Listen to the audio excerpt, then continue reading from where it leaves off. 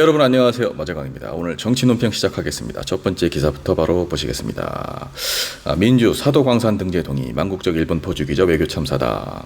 더불어민주당 일제강점기 조선인 강제노역 현장 일본 사도광산의 유네스코 세계유산 등재에 동의한 우리 정부를 향해서 외교 무능과 참사라고 강하게 비판을 했습니다.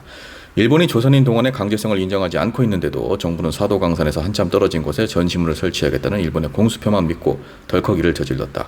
진상조사를 벌여 엄중히 책임을 묻겠다. 구남도 세계문화유산 등재 당시에도 일본은 강제동원 기록 명시를 약속했지만 지켜지지 않았다. 대한민국의 존엄과 자존심을 파괴하는 윤 정권의 망국적 일본 포주기에 강력하게 맞서겠다. 일본 요미우리 신문이 강제노동 표현을 빼기로 합의를 했다고 보도를 했고, 대한민국 정부가 맞느냐라면서 이렇게 박찬대 당대표 직무대행 서영교 최고위원 비판을 하고 있는데, 세계 기록유산, 문화유산 이런 것들이 인류의 역사가 담겨져 있기도 하고, 그리고 뭐 정치와 문화 이런 것들도 길들어 있기 때문에 각국이 등재를 하려고 노력을 하죠. 근데 어떤 나라에게는 자랑스러운 유산일지 몰라도 또 다른 어떤 나라에게는 가슴 아픈 역사의 흔적, 그리고 비극적인 역사 이런 게 될 수 있는 거 아니겠습니까? 사도광산 어떻습니까, 여러분? 일본 입장에서야 이게 세계문화유산으로 등재가 된다면은 쌍술 들고 환영을 할 일이죠. 왜냐? 강제노역 부분은 빼면 되니까요. 우리 입장에서는 강제노역 부분이 만약에 들어가서 이 세계에 일본이 과거 저질렀던 만행들, 침략 전쟁들 이런 것들이 알려지고 우리 선조들의 가슴 아픈 사연들, 역사들 이런 것들이 정말 더 많은 사람들이 알아봐주고 위로를 해준다면야. 그나마 뭐 위안이 될 일이지만 강제노역 부분이 만약에 빠진다면 일본 좋은 일만 시키는 거죠. 그걸 지금 윤석열 정부에서 하려고 하는 겁니다. 문화유산의 가치를 세계적으로 인정받았다고 일본의 관방장관이 인터뷰를 했죠. 윤석열 정부는 언제까지 이렇게 친일 행각을 할 겁니까? 부끄러운 줄 아십시오. 만약에 강제노역 부분을 제외하는 것에 우리 정부가 동의를 했거나 혹은 암묵적인 묵인을 했다면 이건 심하게 표현하면 나라를 팔아먹은 것과 다름이 없습니다. 그러나 윤석열 정부에서 공식적인 항의나 유감 표명 이런 것들을 하지 않는 걸 비추어 봤을 때 일본이 제국주의 침략 전쟁의 과거를 반성하지 않는데 윤석열 정부가 지금 일조를 하고 있는 게 아닌가 그런 생각이 듭니다. 다음 기사입니다. 한동훈 방송사법 독이 든 사과 거부할 수밖에 없다. 방송사법에 대해서 독이 든 사과를 계속 내밀면서 왜 안 먹냐? 당연히 국민을 위해 거부할 수밖에 없다라고 얘기를 했죠.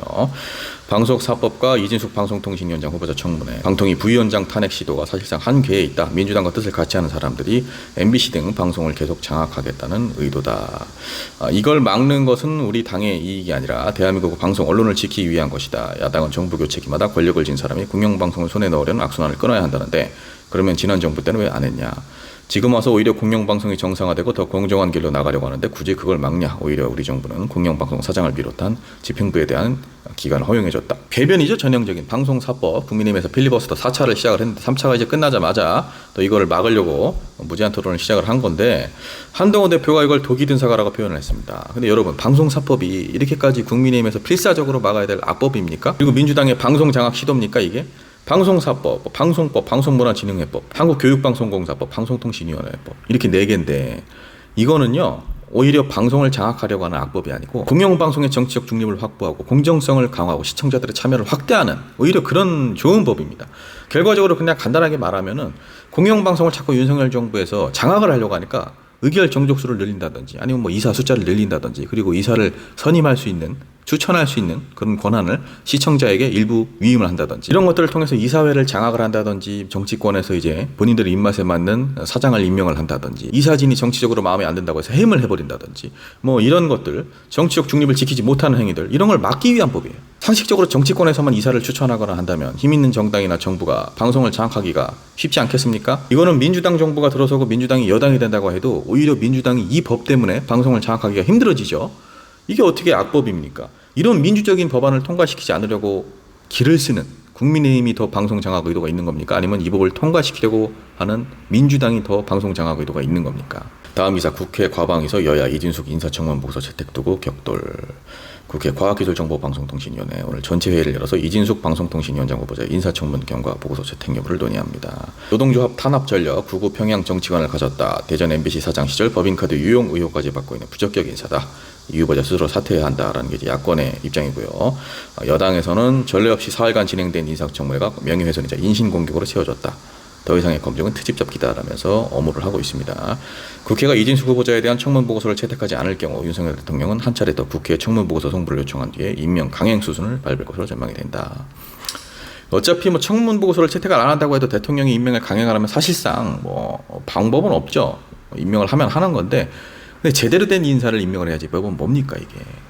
이것도 다 지금 국민들에게 피해를 끼치는 겁니다. 국회의원들의 업무 중에 하나예요. 물론 이것도 제대로 된 인사, 올바른 인사들이 임명이 되게끔 해서, 그리고 국민들을 위해서 일할 수 있게끔 검증의 역할을 하는 것, 그것도 국회의 역할 중에 하나인데, 그리고 그 반대의 사람을 배제시키는 것 또한 국회의 역할이죠. 근데 그것도 어느 정도지. 윤석열 정부에서 매번 이렇게 말도 안 되는 인물들을 임명을 하려고 하니까 국회의원들이 지금 이 일에만 자꾸 매진을 하게 되잖아요. 왜냐? 어떻게든 막아야 되니까.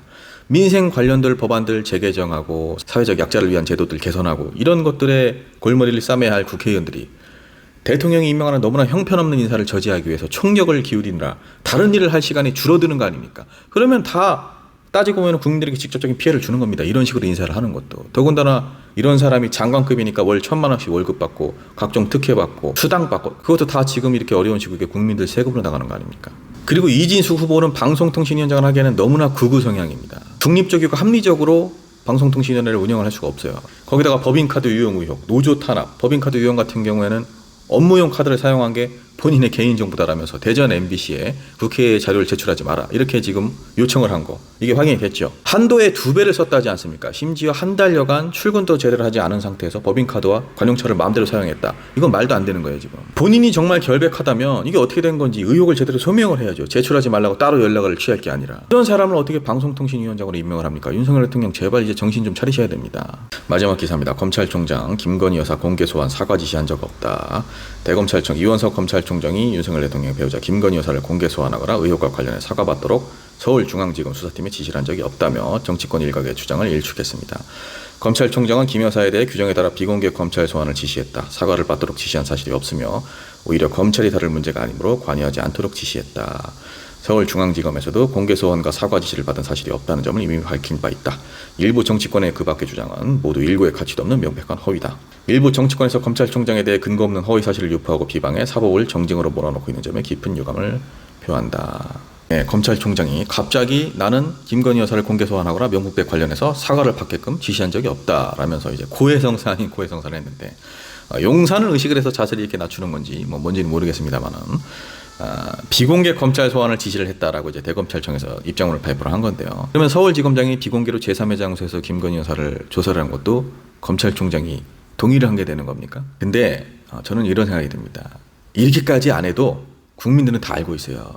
지금 검찰총장이 김건희 여사에게 명품백 관련해서 사과를 받아내라고 지시를 할 만한 그런 그릇과 깜냥이 되지 않는 인물이라는 것을 다들 국민들도 알고 있습니다. 이렇게까지 안 하셔도 됩니다. 그러니까 행여라도 대통령실에 미움을 살까봐 혹은 분노를 살까봐 이렇게까지 언론에 발표를 하지 않으셔도 된다는 얘기고, 그리고 검찰총장이 김건희 여사에게 사과를 받게끔 한다. 이것도 말이 안 되는 얘기죠. 그 요구는 오직 국민들이 할 수 있는 거예요. 그리고 일부 정치권에서 허위 사실을 유포하고 사법을 정쟁으로 몰아넣었다. 김건희 여사 명품백 의혹 관련한 수사는 정쟁이 아닙니다. 당연히 명품백을 수수를 했으면 그에 합당한 조사가 진즉 진행이 되었어야 맞는 거고요. 검찰총장이 패싱을 당했다면 그거야말로 본인의 무능력의 소치인 겁니다. 그리고 이 모든 과정들 속에서 사법부가 행정부의 눈치를 보느라 올바른 법의 집행을 하지 않은 것, 그것이 명명백백하기 때문에 검찰이라는 사정기관의 수장으로서 검찰총장은 창피한 줄 알아야 되는 겁니다. 자, 여러분, 마지막TV 오늘의 정치논평 여기까지입니다. 날씨가 굉장히 덥죠. 무더위에 또 건강 각별히 조심하시고요. 마지막TV 좋아요, 구독 부탁드립니다. 감사합니다.